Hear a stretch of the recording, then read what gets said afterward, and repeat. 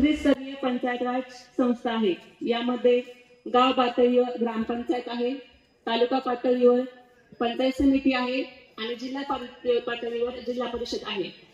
यामध्ये 24 एप्रिल 1993 रोजी 73वी घटना दुरुस्ती झाली आणि या घटना दुरुस्तीने आपली जी पंचायत राज व्यवस्था आहे तिला एक घटनात्मक एक संविधानिक दर्जा प्राप्त झाला। यामध्ये दर 5 वर्षांनी निवडणुका होतात। यामध्ये आपल्या ग्रामसभेला एक घटनात्मक दर्जा प्राप्त झाला। राज्यघटनेमध्ये 11व्या जी अनुसूची आहे त्यामध्ये जवळपास 29 विषय हे ग्रामपंचायत दिले गेले। यामध्ये कृषी, आरोग्य, स्वच्छता, समाज कल्याण, पशुसंवर्धन, पाटबंधारे, उद्योग, सहकार असे 29 प्रकारचे विषय आपल्या ग्रामपंचायत दिले गेले। यामध्ये असंख्य प्रकारच्या योजना आणि अनेक प्रकारच्या योजना आपल्या ग्रामपंचायत स्तरावरून राबवल्या जातात। आता नुकताच आपल्या सगळ्यांना ज्या योजना माहित आहे, घरकुल विभागाच्या योजना असेल, यामध्ये प्रधानमंत्री आवास योजना, रमाई आवास योजना, शबरी आवास योजना, स्वच्छ भारत मिशन मधून आपण प्रत्येक कुटुंबाला स्वच्छ भारत मिशन हा आपला अभियान राबवण्यासाठी शौचालय बांधकाम, घन कचरा, सांडपाणी व्यवस्थापनाचे कामकाज, आरोग्य विभागामार्फत राबवण्यात येणाऱ्या आरोग्यविषयक योजना, शिक्षण विभागाच्या मुलांसाठीच्या विद्यार्थ्यांसाठी राबवण्यात योजना, असे असंख्य योजना आपल्या ग्रामपंचायत मधून राबवल्या जातात।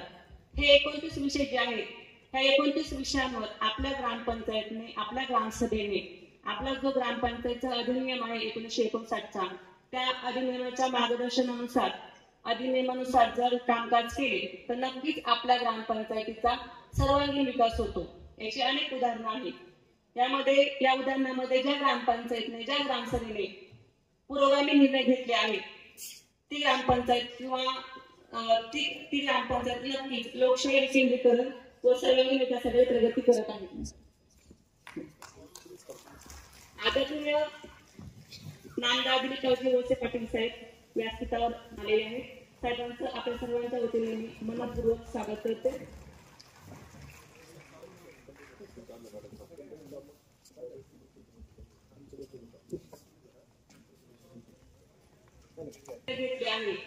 त्यांनी त्या पुरोगामी निर्णय घेऊन लोकशाही विकेंद्रीकरण व सर्वांगीण विकासाकडे एक प्रभावी, एक ऐतिहासिक पाऊल नक्कीच टाकले आहे। यामध्ये नुकतेच आपल्याला सांगायचे उदाहरण म्हणजे कोल्हापूर जिल्ह्यामधील शिरोळ तालुक्यातील ज्या गेरवा ग्रामपंचायतने ग्रामसभेने जो विधवा प्रथेवर जो बंदी आणण्याचा जो निर्णय घेतला तो खरंच एक ऐतिहासिक निर्णय आहे, हे आपल्याला सगळ्यांना ज्ञात असेल।